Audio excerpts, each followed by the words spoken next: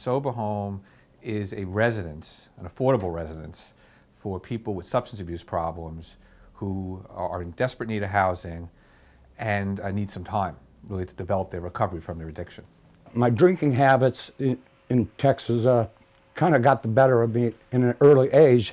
Well, my past history basically, I had alcohol, drug abuse problems. I was drinking all day long, 7 days, 24 hours a day, drinking. I'd wake up in the middle of the night just to take another slug. And I was killing myself on the installment plan. I'm in the process of getting my life back together, seeing the world through the eyes of sobriety as opposed to, you know, drug and alcohol. The criteria to be admitted to our sober house is pretty simple. You have to be a male, you can't mix genders, and you have to have an identified diagnosis of a substance abuse disorder. It's a matter of life and death, actually. It really is. It's no joke. I mean, I've got a good sense of humor, but alcohol is just no joke at all.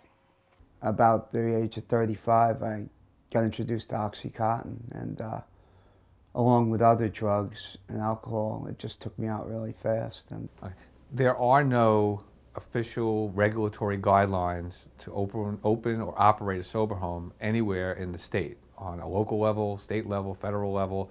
There is no such legal entity known as a sober home.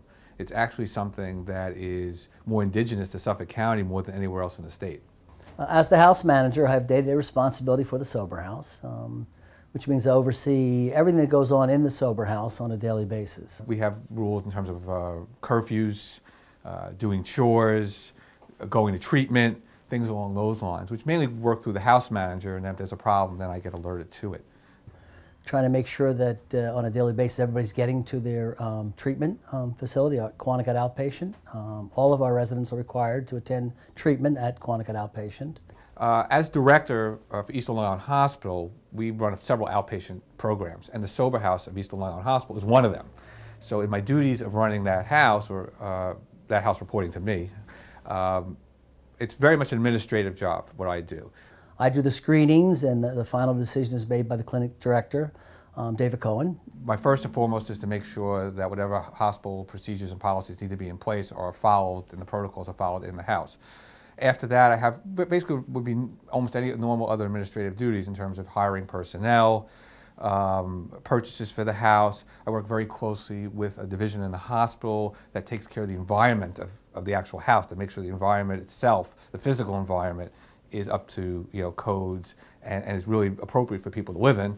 And then the other piece I really have is in terms of people coming in and out of the house. I have the final approval on who's admitted into the house, who's discharged from the house, and then it's basically, after that's day-to-day monitoring. Then ultimately, if the individual is selected to come into the sober house, I meet him here, and then we go through an awful lot of paperwork. We do the screening, of course. We do a contract.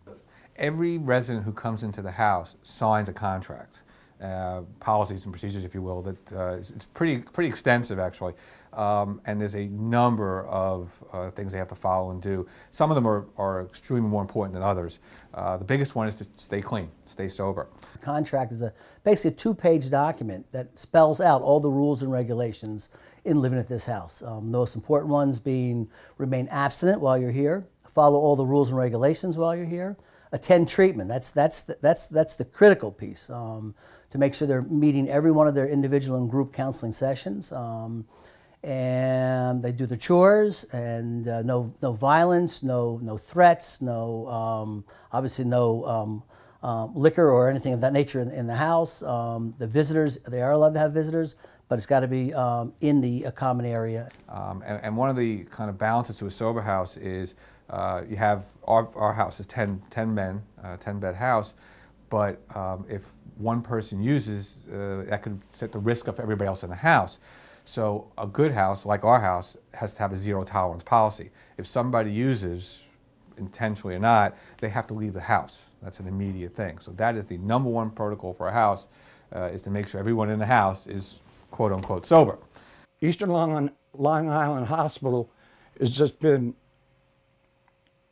the most important thing in my life actually right now, because they're teaching me how to live in sobriety.